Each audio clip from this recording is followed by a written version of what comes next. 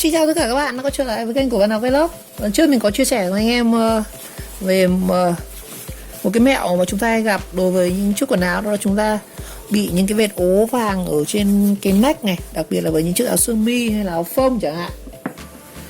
Rồi, và mình cũng đã chia sẻ với anh em một số các cái hóa chất, những cái vật dụng mình có thể dùng để xử lý như này, như là baking soda, phấn rôm, nước rửa bát, xà phòng, rồi giấm, rồi chanh, rồi muối, rồi thuốc kháng sinh, kem đánh răng, rất nhiều thứ. Hôm nay chúng ta sẽ mình sẽ thử dụng một trong những cái này để chúng ta thử tẩy xem nó có hết được không nhá. Ok, thử nghiệm.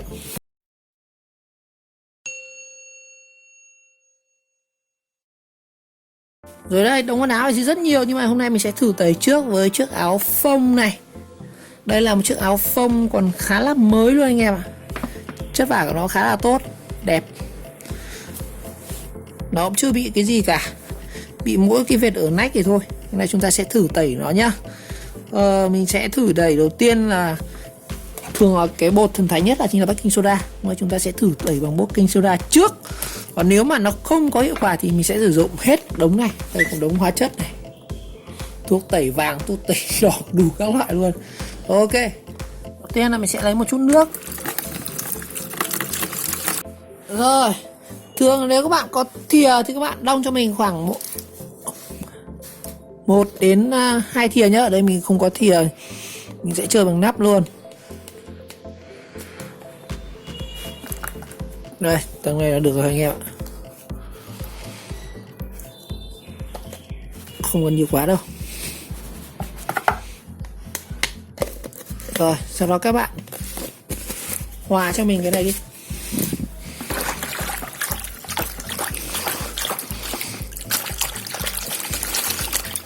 Đấy, chúng ta sẽ cho áo vào.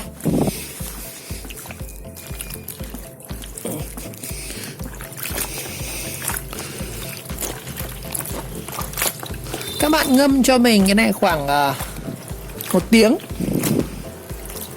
Cứ ngâm trước 1 tiếng nhá,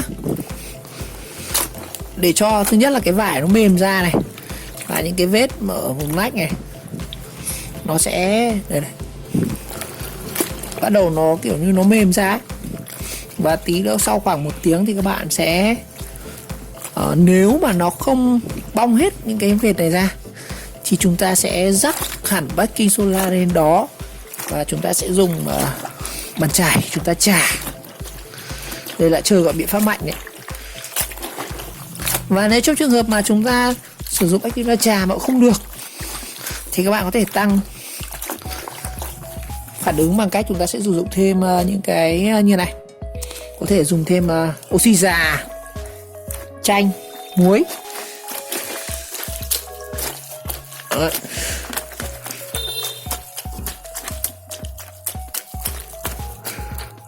Đó. A few moments later. Rồi, mình ngâm cái này khoảng cũng được nửa tiếng rồi anh em. Chúng ta xem nhá. Mình nghĩ là ngâm này chắc là ăn thua đâu. Rồi, ngâm nửa tiếng này, cái vết vàng của nó vẫn còn nhá. Bây giờ mình sẽ phải chơi phương pháp là chúng ta sẽ bôi trực tiếp lên đây, và chúng ta sẽ dùng cái bàn chải này để đánh nhá.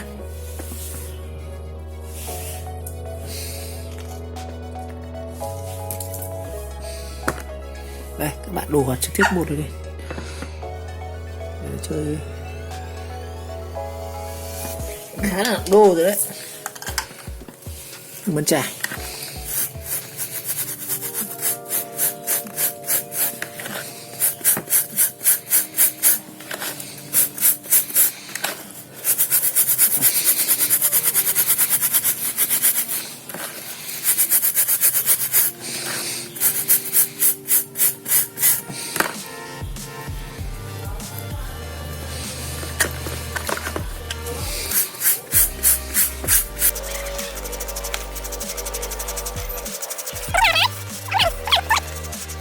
Cái tí nữa có thể đánh lại bằng xà phòng, nó sẽ sạch luôn.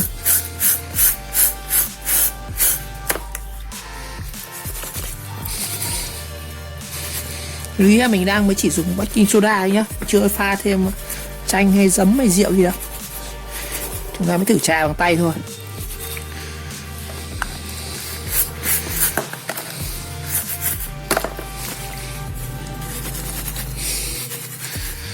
Sau khi đã ngâm nửa tiếng rồi đó.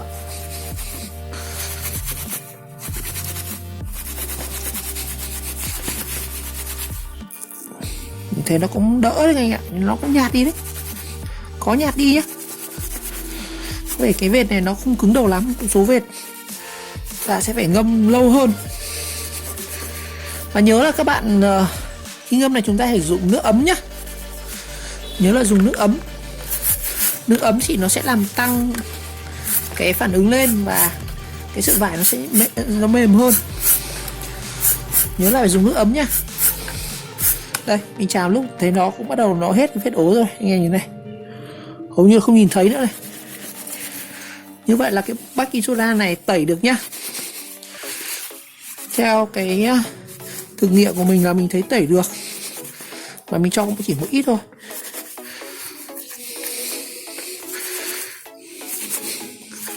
Tí nữa mình sẽ ngâm thêm một tí nữa.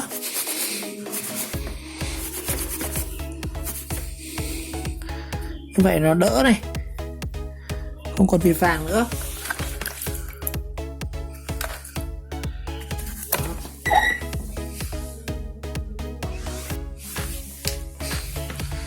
Chỉ là cái bột soda này, bôi hẳn lên luôn. Bàn chải trà đó, tẩy bay vết ẩn hết luôn này, thật là dịu kỳ luôn. Đấy anh em thấy không, mình chỉ cần cho một ít bột lên thôi là đánh nó không còn vết ố vàng nữa. Tí mình sẽ so sánh với bên kia cho anh em xem.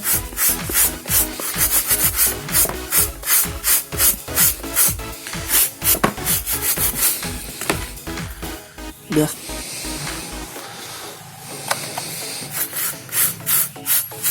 Bên này coi như là sạch rồi này, không nhìn thấy luôn này. Bây giờ mình sẽ so với bên kia nhá. Hai bên mà, đây là so với bên chưa xử lý này. Bên này sau khi đã ngâm khoảng nửa tiếng này, nó vẫn còn bị vàng đây này, vẫn vàng luôn này. Đó, so với cái bên mà chúng ta vừa mới đánh này, đây anh em thấy khác hẳn đúng không? Bên này đã mất hết ố vàng rồi. Đó, thôi tương tự thôi, các bạn chỉ cần đây, cái vệt ố vàng nhìn rõ. Đó, các bạn cho trực tiếp baking soda lên.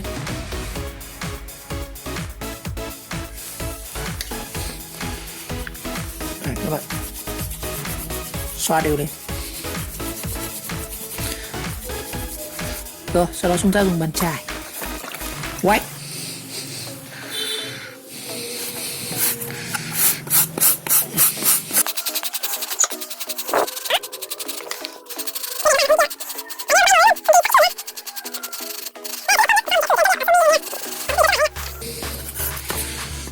Xong đánh xong các bạn phải vò bằng tay này, là vẫn để vò nhé.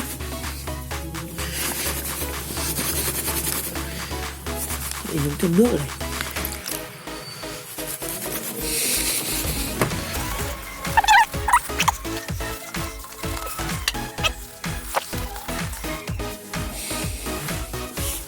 Rồi, chúng ta xem nha.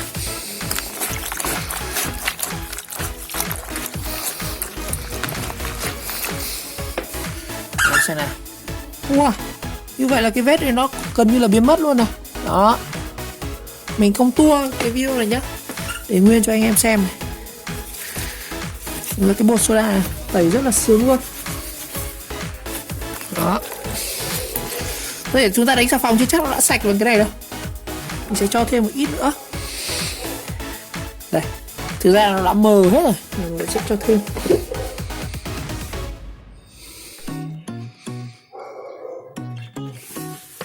Đấy,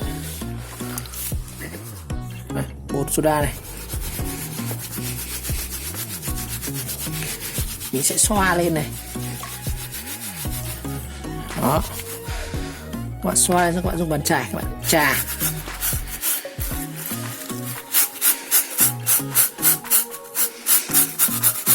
Khá là nhiều rồi. Đây này, bên nách bên kia này. Đó,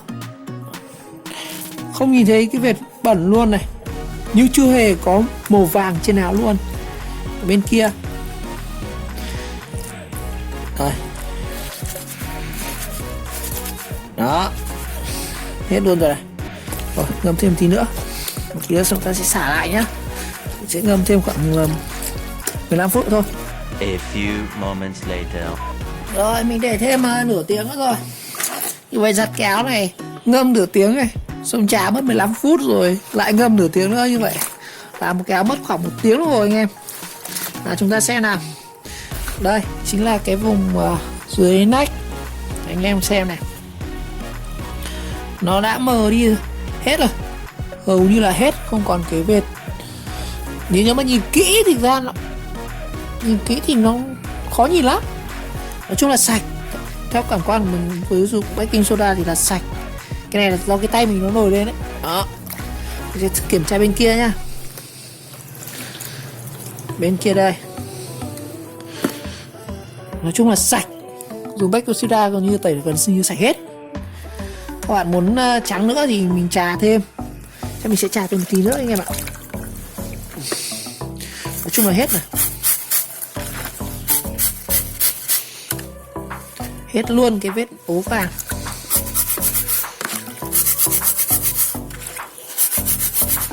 Rồi sau đó chúng ta sẽ xả nước thôi. Cái này công việc là chỉ đơn giản. Rồi bây giờ mình sẽ xả bằng xà phòng các bạn. Mình sẽ đổ hết cái phần đây là cái dung dịch baking soda này. Mình sẽ xả nước và chúng ta sẽ giặt một xà phòng nhá. Đây, anh em thấy này, khi mà mình ngâm baking soda nó ra cái bột trong này. Rồi bây giờ mình sẽ ra bằng xà phòng.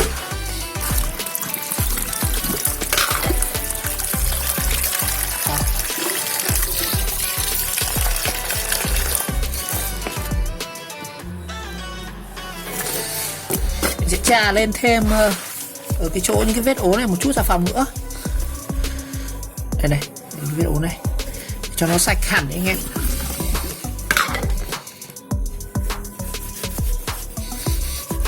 Và mình sẽ dùng bàn chải mình đánh thêm nhá. Ra dùng baking soda, bây giờ mình sẽ dùng bàn chải đánh.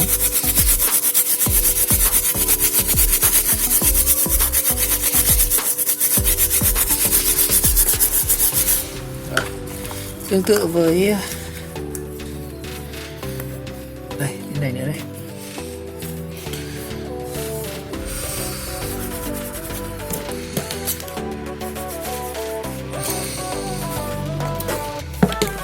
Sẽ đánh.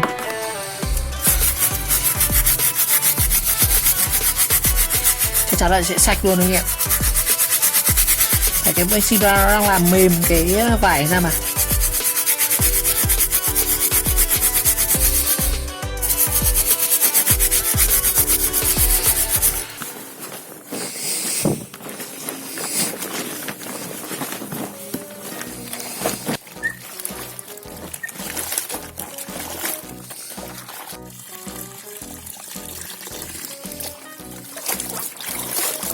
Rồi, đây là cái chiếc áo mà sau khi mình đã giặt qua hàng xà phòng cho anh em xem. Cái này mình chưa phơi khô đâu, nhưng mà cảm quan mình thấy thì là cái vùng nách này nó đã sạch rất là nhiều rồi, hầu như là không còn lại cái vết ố vàng nữa này. Bên này nữa này, đây cổ áo này, mình chỉ ke phần nách thôi nhá.